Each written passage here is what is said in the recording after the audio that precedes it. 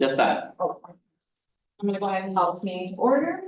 Regular board meeting of Saugatuck Township, Wednesday, February 12th, 2025, 6 p.m. I will note that all trustees are present except for the exception of Clerk Osmond, who is excused. If you are able, please join me with the pledge of allegiance. I pledge allegiance to the flag of the United States of America and to the republic for which it stands, one nation, under God, indivisible, and with liberty and justice for all.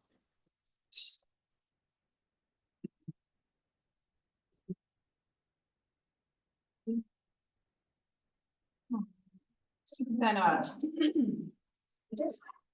suggestion that we don't have to, but because it is under the manager's purview, it's the governance policies, right? Oh, I was thinking strategic Oh, I'm planning. sorry, that's, yeah, close. It's one that's close.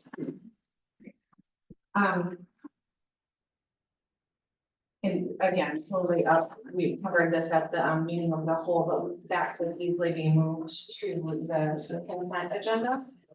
Would anybody like to make a motion to approve tonight's agenda with that amendment? Totally considering moving government policy.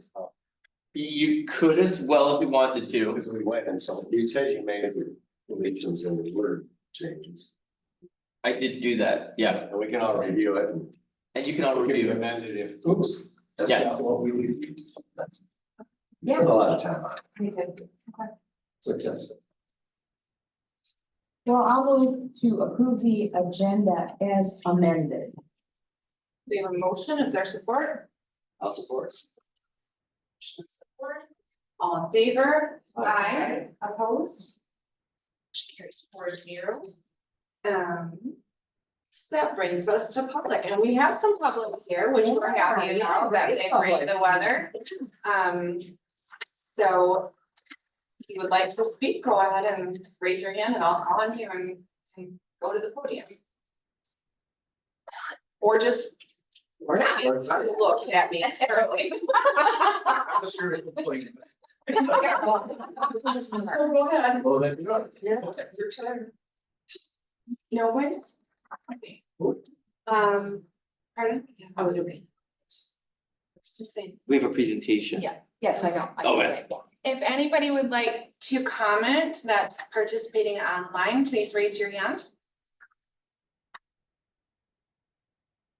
Except you do. Acknowledge yourself? No? Okay. There will be another public comment section at the end of today's meeting. Part. Okay, that brings us to the consent agenda.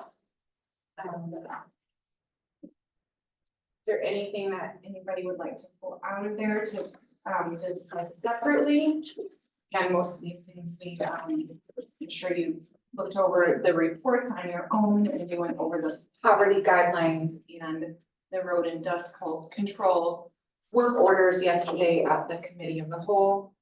And then those two additions, of course. One change to the minutes for January 7th. Under absent, we strike Supervisor DeFranco and Supervisor Baker. I have that highlighted in the minutes, I was just. I don't know, I think my name was there it's- before and yeah, I'm not sure how that happens. Like, okay, great. Can make that change.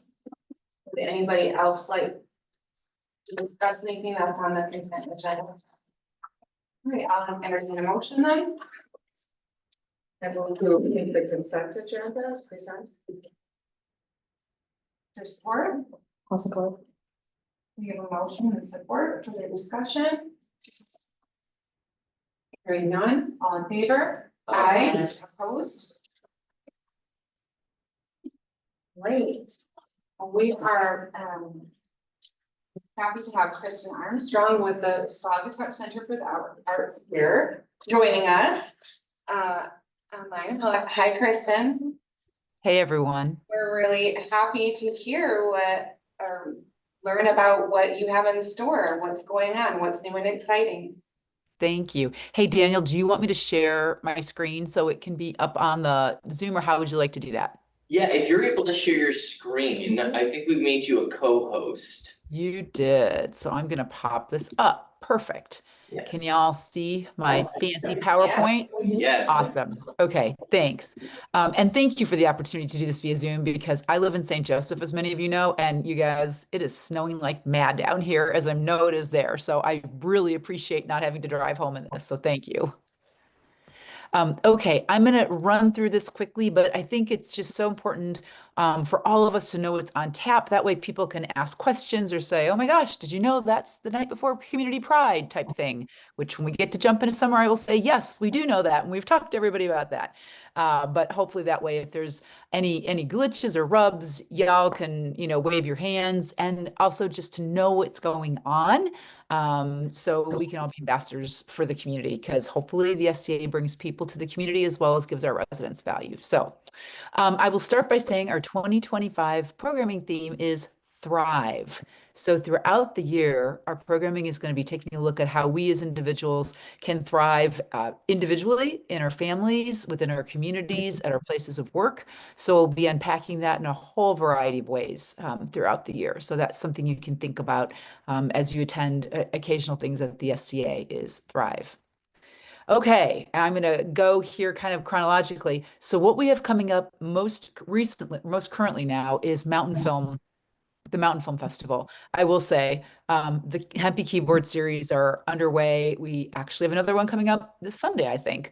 We did 5 this year. We've got 3 out of the way, and we have 2 left, and those are our Sunday afternoon concerts, piano concerts in the lobby. So those are underway. And in addition, as you'll see when we talk further down in the presentation, we are deeply into programming right now with schools and after-school partners. But the next kind of entertainment piece we have coming up is Mountain Film on Tour is back. We continue to be one of only 2 partners in Michigan that brings Mountain Film to the communities over here.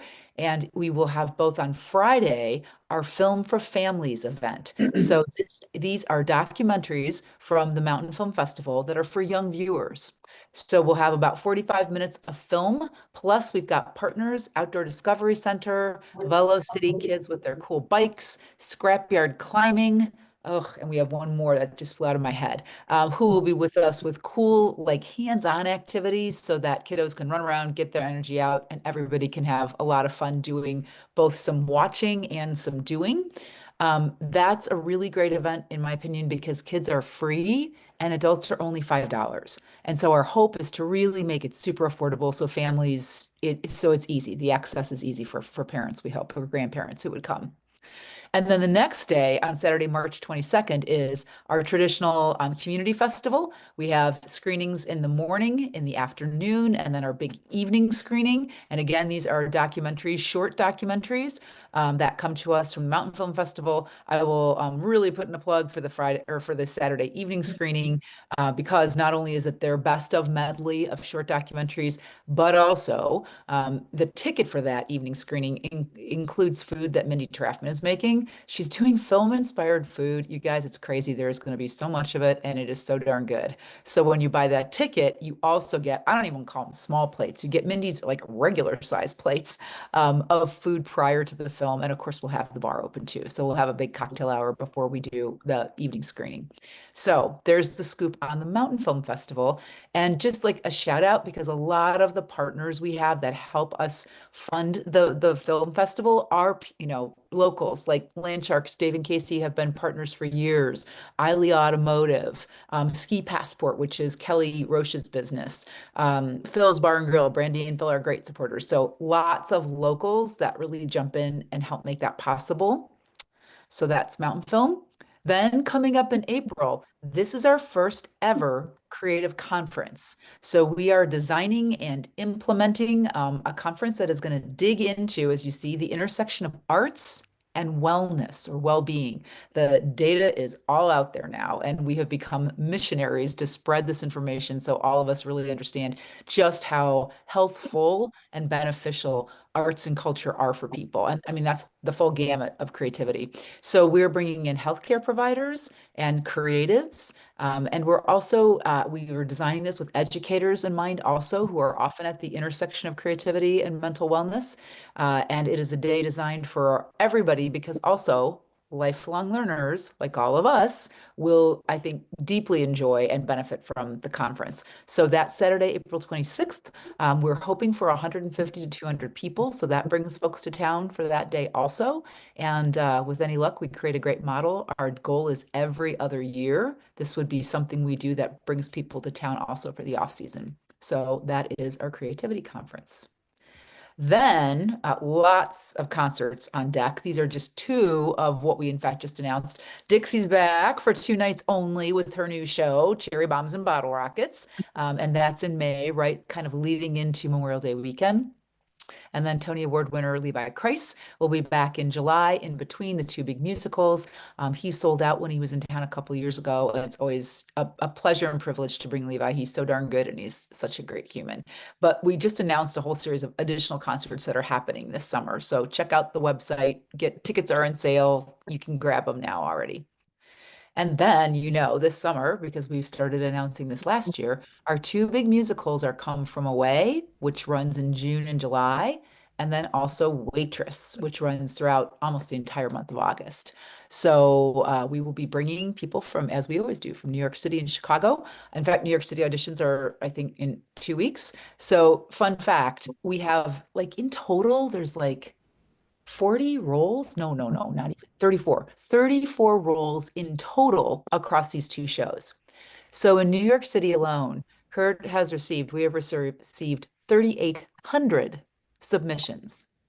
So that's how many people said, I want to audition. 3,800 people for 34 roles. So my joke is when parents say to their kids, please don't be an actor. I'm like, well, kind of, they wouldn't be wrong about that. It's a very challenging job. So all of which is to say, we're going to be bringing great talent back home to West Michigan this summer. We're very excited about that. So, and tickets are on sale for those, as I mentioned. So this is the part of what we do that you may or may not know about. And this is the part that literally goes on all year round, even including summer. And that is our arts-based educational programming that we run cost-free for in-school partners, people who we work with after school. Sometimes we're working at libraries, Fenville Library. We do a lot as we can with our own Saugatuck Douglas District Library, which we love. And then also community outreach programming with the Art Truck. So the first thing you can see here is the Children's Film Festival. We do films for young audiences, so we block them appropriately by age group. We offer these to teachers, really, in the 4-county region.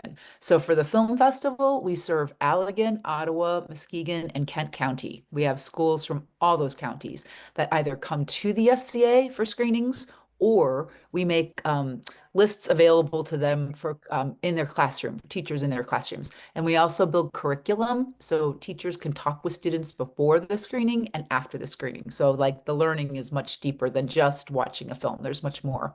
That all happens free and will probably serve this year about 2,800 kids. So again, that's all 4 counties that surround us. And then you'll see as I flip to the next screen here in a second, we are doing September through May, programming in classrooms, programming with after school groups, and then also kind of shorter one-off field trips.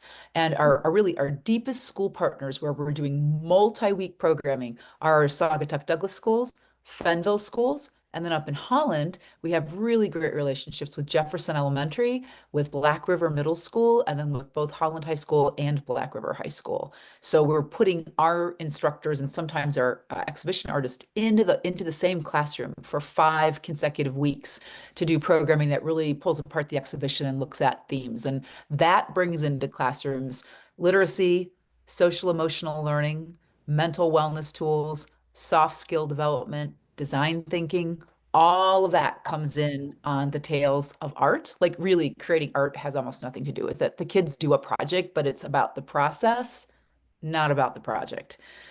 So that is our creative educational programming that happens year round, and it happens in the summer.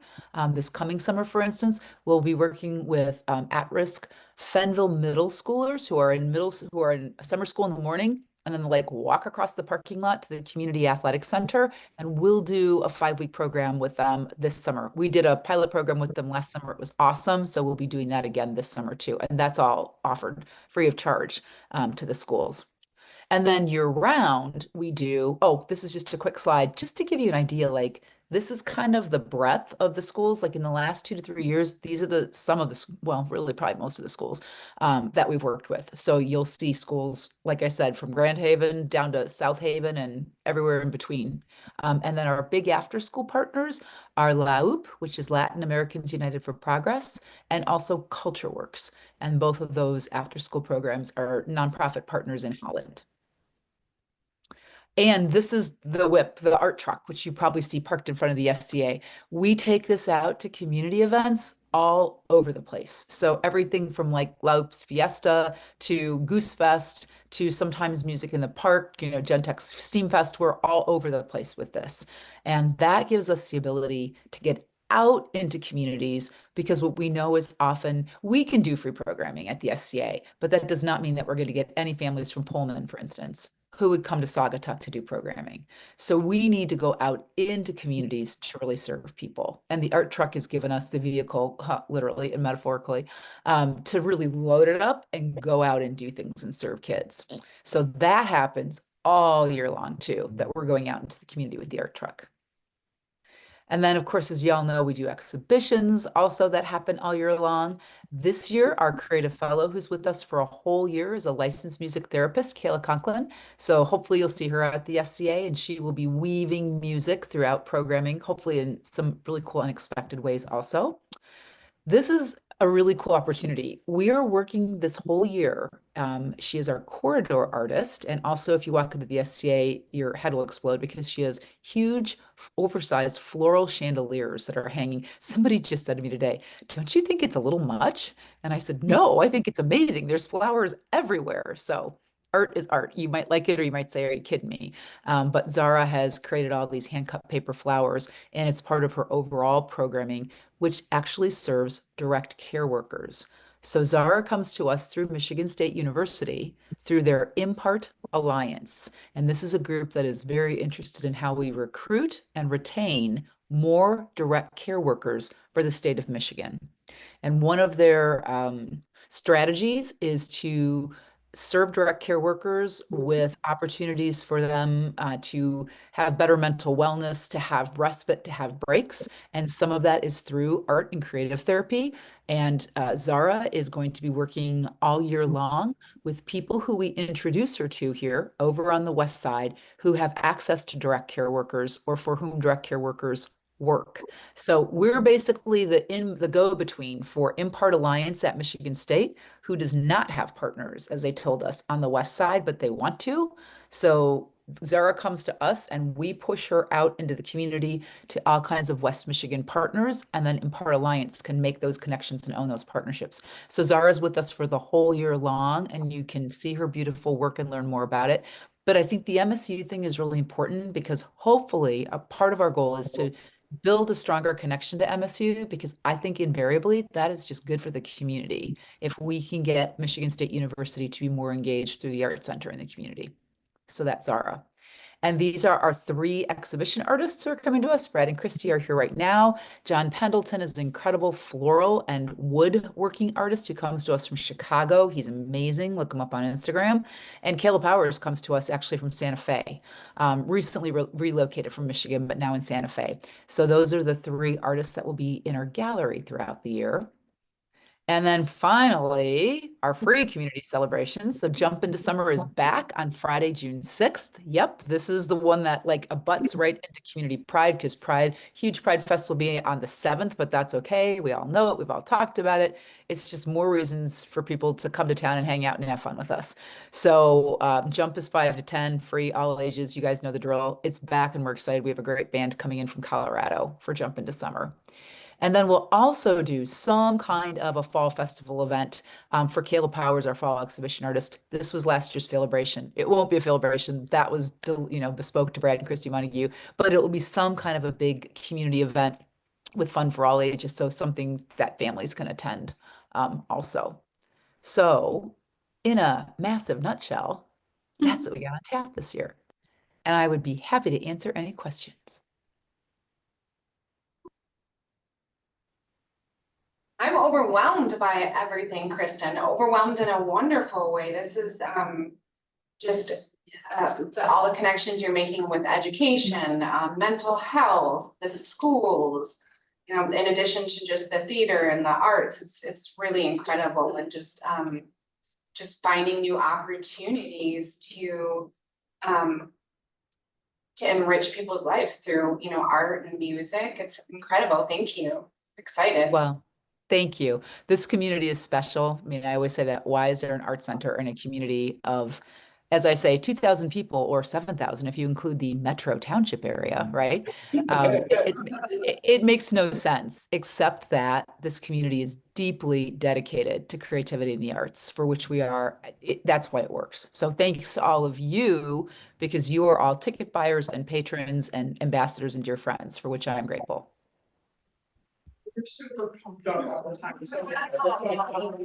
Maybe. It's not often that guest speakers get, you know, Yeah. applause, so well done, take a bow. Thank you. You guys make this happen. Thank you. Thank Thank you. you. You're welcome. Good All right. night, you guys. Be safe driving home. Yeah, Thank you. stay home tomorrow. Anywhere. Yes, I am. Thanks. You're still super positive. Yeah. All the time. All the time. Okay, so we do not have any old business, and I'm going to move the government policies and strategic planning proposals to the consent agenda. So let's move right on to the progressive AE change order, which is on page. Get closer. Uh, 3, 4, 85, 86, 87. oh, we got it. Okay. All right, this we reviewed, we got yesterday as well, but Daniel, if you could just go ahead and give a summary of the highlights, that would be very helpful. Absolutely. So the redesign committee for the redesign of the exterior of the township building and the redesign of the township hall site has gotten to the point where we have exhausted the concept phase budget with progressive AE. I think it's taken a little more time to really communicate what we are prioritizing in the project.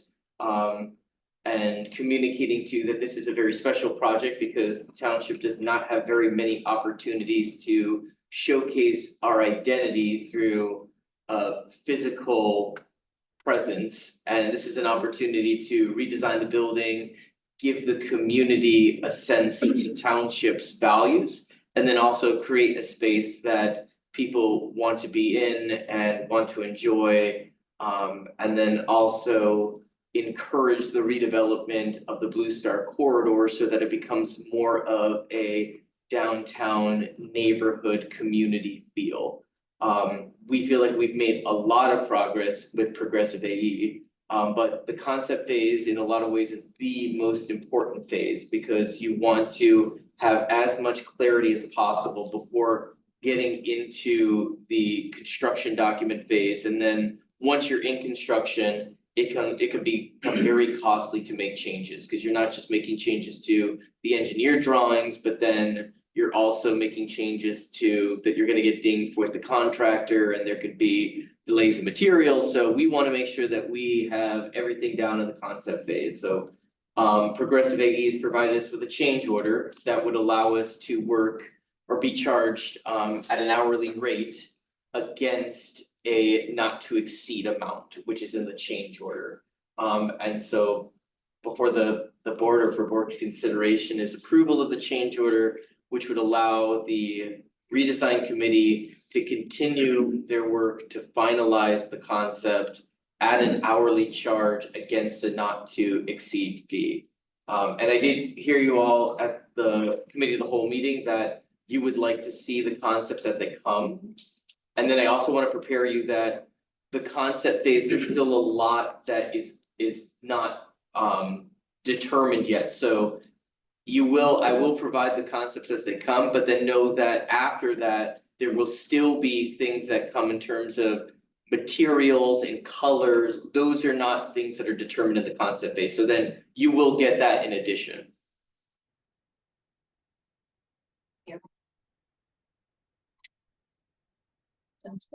Yeah, there. I'll just add, I think we were all quite pleased yesterday when we had the committee, the whole meeting, that we were able to put sort of, not the brakes, but slow it down. We felt, you felt, the committee felt, we felt they were moving too fast.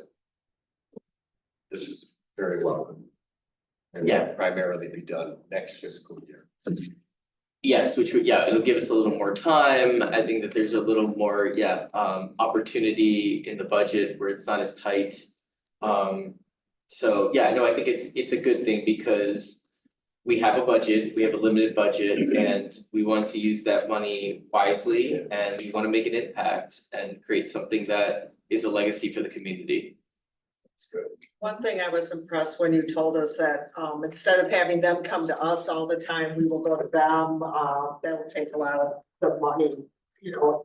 Less expensive for us to go there than them, to pay them to drive down to Saugatuck all the time, so I think that was a great idea and. I'm impressed and I think we need to go ahead with it, it's gonna be a great project. Yeah, just to piggyback on what trustee Aldrich said, I appreciate so much the committee's willingness, your willingness, and Progressive's willingness to change the course a little or to say, okay, hey, we need to really consider some of these priorities. These are some things that came up as this process has played out. And yes, like literally going the extra miles to go up there, that shows a big commitment on that committee. They're not being compensated, and I just appreciate all the work you've all done, and I think that we take a little bit more time in this phase, we're gonna be happier with the outcome. And so, thank you. You guys have any other questions for? We're still quite hopeful there's potential grant money to come. Yeah, I have an update in my manager report on that. Okay. Okay. So, yeah, Well, I'd like to make a motion to move to approve change order 2 for Progressive AE at a not to exceed amount of $36,000. Is there support? I'll support. We have a motion and support. Any further discussion? None. All in favor? Aye. Opposed? Okay, that was our only action item. We're gonna get business. So, John, if you would like to go ahead and review the treasurer's report, that would be fantastic. Okay, so here we are in February. We're halfway through the fiscal year already. And in terms of our budget, we should be at 59% of our fiscal year expense and revenue. And where we are is actually general fund revenues are 56%, which is almost spot on. And that'll catch up because tax deadline is approaching. And then on the expense side, we're at 46%. So we're being pretty frugal in terms of that. And as always, almost always, no departmental overages. So a really good shape. I do want to put out here, you can see we still have over $1 million cash on hand in the bank. We had some significant payments last month that hit Allegan County Drains, the annual, the end of this fiscal year, we have paid something for all the drains. We reinvested one of our CDs at Mature, $250,000. And then lead service lines, we had to pay, I guess. plumbers. The name is plumbers. Yeah. Plumber. So that's all good. That was easily absorbed. Consent agenda had the latest disbursement amount. Just quickly on the investment front, we're at 5.88 million total. We do transfer that to Grand River Bank CD into a new one with Grand River Bank. And then we have something coming up in April to do. But that's all good. And that's really, those are the highlights. But again, I mean, halfway through, we're in a really strong position. Thank you. Thank you. And there's no planning commission reports, right? Well, we did last month. I'm no longer the rep. Sorry. That's okay. Cindy's on the. There was a special meeting hearing last night that I attended. And I attended because I was speaking, because I was noticed. Right. It's an adjacent property, so. Cindy, would you like to give a planning commission report? Cindy, you're on mute, but Did she? Oh, she hasn't been. She hasn't been. Oh, okay, never. No, that was a special. Okay. Wow. Next month. Yeah. Yeah, She's. She hasn't recovered from the trip, so that's okay. We understand. All right, that brings us to manager report. I'm not gonna hit everything, but try to hit the highlights. But we were really excited that Allegheny County Road Commission did give us notice that they successfully submitted their build grant application, formerly raised. It's the Better Utilizing Investments to Leverage Development Grant.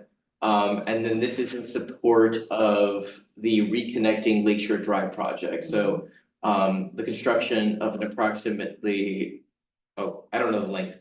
I think it's a little over 2 miles, but a road that would connect the currently disconnected sections of Lakeshore Drive between Wiley Road and 126th Avenue. It's an approximately $9 million project, so the federal grant would cover 75% of that. And then we also got word from the Michigan Infrastructure Office Technical Assistance Center that they are committing $1 million to the match if the road commission is successful in getting that grant. So that's all really positive news. We most likely won't find out anything until June, but the road commission is doing what they can to secure those funds. We're still a ways out from completing that project. Anytime you have a federally funded project, you have to comply with NEPA, which has pretty extensive environmental reviews and requirements. You also have to go through a tribal consultation, so there's still quite a bit of work before we're actually shovels in the ground, but this is a really good step. The Allegheny County Road Commission also held their annual primary millage meeting, so we got to see the projects that they are going to be spending their millage money on this year. We also approved road projects for next fiscal year, but this construction season, so the road commission will be doing a chip and fog seal on Old Allegan Road between Blue Star Highway and 58th Street. I think that a lot of people will be really happy about this, that they're gonna be doing a resurfacing of Blue Star Highway from 118th Avenue to the Douglas City limits. And then on Lakeshore Drive, they'll be doing crack chip fog seal between Old Owl and the Douglas City limits. And then they will also be doing chip and fog seal on Riverside Drive between the Douglas City limits and 128th. So that's all funded by the county road millage.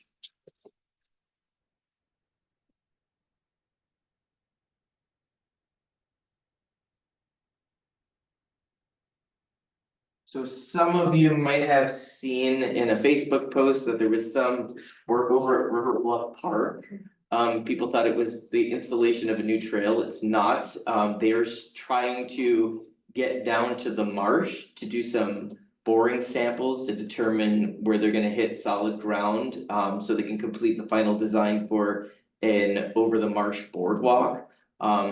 Clearly the weather's not cooperating, so that's still a ways out, but they have completed some permit applications that they'll be submitting, and then as soon as they do those boring samples, they'll be able to complete the design work for that project. And we do have 2 grant applications in, one with the Coastal Management Grant Program, and then one with NOAA's Great Lake Fishery Partnership. So we're hoping that we get good news on those grants, and then we're hoping that the match comes from the trustees of the Kalamazoo River, so that project is still moving forward. Parks Commission's doing a lot this winter. They've contracted with Prine and Newhoff to do phase 1 improvements in the master plan for the Tales and Trails Park. So this is a new park sign, a widening of the entrance drive, so cars can safely pass one another, a paving of the parking lot, a concrete pad for a porta potty or a shelter that could house a bathroom in the future, improved access to the gates, some paved pad for increased accessibility, and we're going to create a trail connection between the dog park parking lot and the existing trailhead. So Parks Commission's really excited about that. That's all moving forward. We did get some news about the northern extension of the Blue Star Trail. Since we received the TAP grant, which is a federal grant, the rules have changed in terms of tribal coordination, which is unfortunate that it changed in the middle of the grant process, but we thought that we had finalized the routes. But we're now in the process of coordinating with the tribes. We had a really nice meeting with the tribes. It sounds like we're gonna be able to maintain the routes that are currently existing for the trails. We do have to make some modifications to the engineering. And they would like to see some additional cultural, archaeological, environmental assessments done at that site. The benefit is that now we're getting this feedback. We can now preemptively do those studies for the southern section. So even though it's causing delays with the northern section, in a way, it's expediting the process for the southern extension. But we're no longer looking at a spring 2025 start. I think we can confidently say that it's gonna be spring 2026, which is a little bit of a disappointment, but it's part of the process. But just an update with that, and we're gonna continue to work with the tribes to make sure that we're all happy with the route and the engineering design. We're also making progress on our design for Sundown Park. We're really excited about this because the township's had this space for quite some time and has not really made any improvements. So what we're looking to do is really create more of like a neighborhood scaled park. So some nice areas to sit, some grassy areas if somebody wants to picnic, some really nice viewing areas to view either the sunrise or the sunset. And also we'll get to highlight some of the natural landscape of the Michigan bluffs. So we're integrating some of those natural scapes. All of the plantings are gonna be what's the word I'm looking for? Native.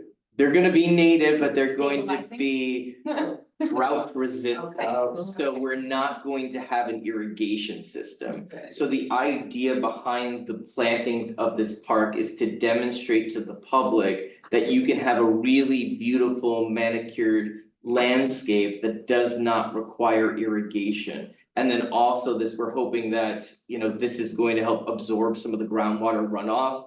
And then help to stabilize the bluff with the, you know, within what it can do, but to create more opportunities for groundwater absorption at that point. So it's not only something that's pretty, it's something that's usable by the public, but it's also an educational experience for the public, something they can see, and we're gonna integrate some interpretive science into that project. So that's moving forward. As you know, the fire chief did request that we look into whether or not we can have an underground water tank.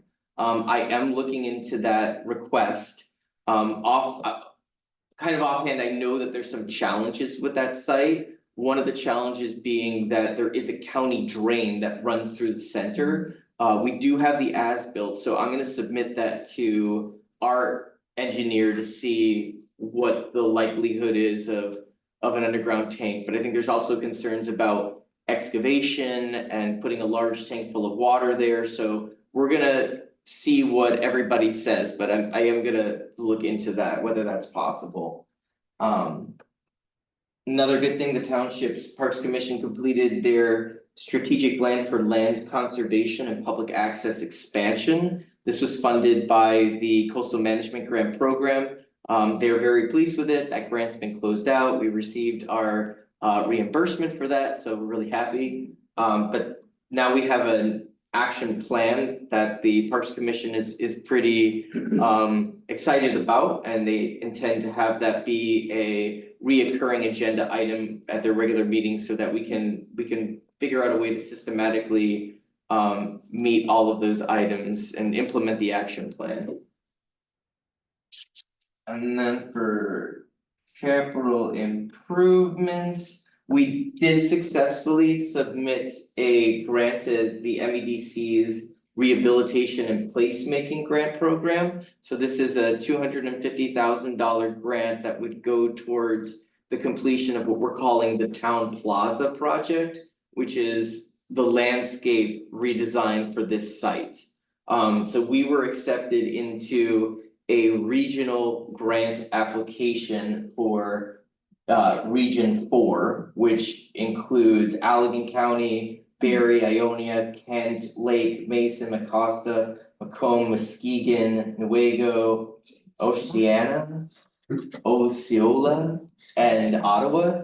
And we were one of 10 projects chosen to be prioritized in the funding out of applications from all of those counties. So we're really pleased that they included us, and we should find out sometime in the spring, but we're feeling really good about that.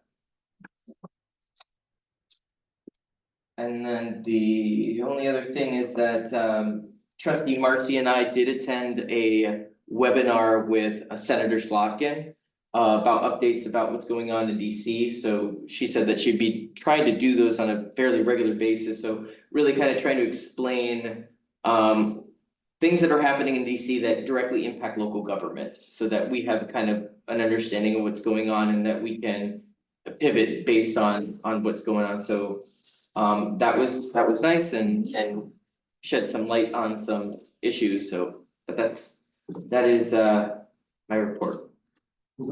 Very good. Any questions? Okay, open board report. Trustee Aldrich, do you have, I appreciate your thorough report, and our committee of the whole meeting went well, and a lot of our business was taken care of there, but so not as much to say here. Two shorter meetings. Yeah. Better than a 2 or 3 hour one on Saturday night. I'll concur with that. So every year about this time, the only thing I want to bring up is, I think you all know that the Michigan Townships Association Conference is in Grand Rapids this year. Oh. It's the last week of March. I think it starts March 31st and goes to April 4th, 3 days, and you can register for just 1 day. And it's really close. You don't have to stay in a hotel. We went, the last time I was in Grand Rapids, we did 2 days. So I'm sure you're getting the emails and the notices, so look at the program. I think it'd be great if most of us could attend some of it. Yeah, I agree. Trustee Marcy I'm good. as well. I hope that brings us right back to public comment. Do we have people? Mr. Stern, please approach the podium and state your name and address. Demands here, but I'm gonna cut short. I only have one question. That's, what is Progressive AE? It's an engineering firm out of Grand Rapids. So they've done a lot of big projects. They did the Bissell Treehouse at the John Ball Zoo. They did the DeVos Convention Center, designed it. They do a lot of work. It's a national firm, but they've done a lot of work in Grand Rapids. Okay. They'll be doing our exterior renovation next year. Okay. So, oh, thanks. Boy, that was good. Thank you for all your work on the Parks Commission, Yeah. even if you're a bit of I a know. curmudgeon sometimes. Nothing. Not playing. Commissioner Lover, do you have an update for us? I do. Thank you for joining us. Sure. Well, like I said, sorry I wasn't here No. earlier, but two minor things. So, first thing on a positive note, if you haven't heard, been reporting now, Jill Dunham, who you know, I'm sure, our broadband coordinator for the county. She was recognized by the White House under the Rural Broadband Initiative before President Trump took office. She got an award representing the county for our 123 net broadband project. As one of 14 people across the country was given that. So it was kind of nice and kind of neat to, she could go represent us as a it wasn't all her, but of our actions in that scope, you know, so.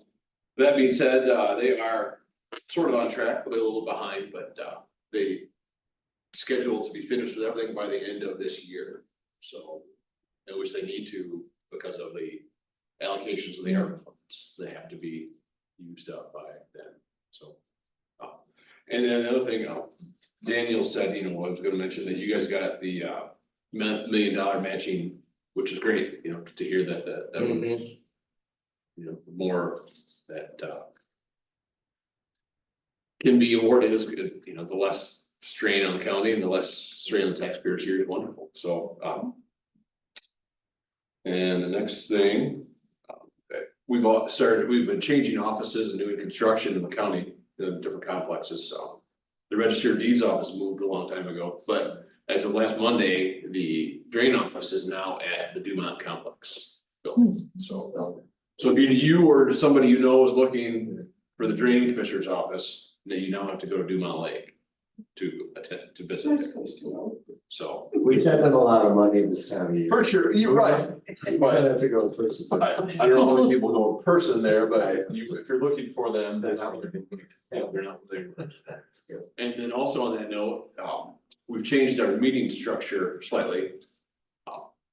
We still meet every second and fourth Thursday, but we used to have 2 meetings. One meeting was a planning meeting, more discussion oriented in the morning at 9, and then we would take a break for lunch and then do more of the definitive voting and concrete stuff at 1 o'clock. So we decided to forego 2 meetings and just go with 1. So we would discuss whatever needs to be, vote, act on what we need to, and go to the next thing, just like you guys do in your agenda, until we're done.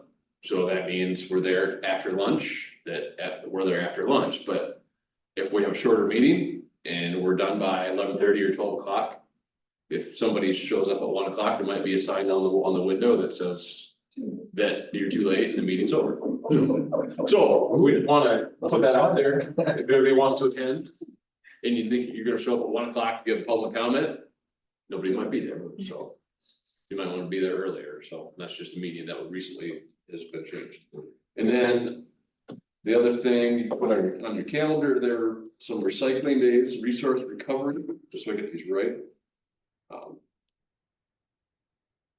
The closest one to here is June 14th in the Fenville City Hall parking lot. So that is hazardous waste collection.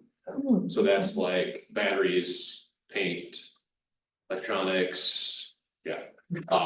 That's open to anybody in Allegheny. Any Allen County resident, all you need is your driver's license to prove that you're Allen County resident.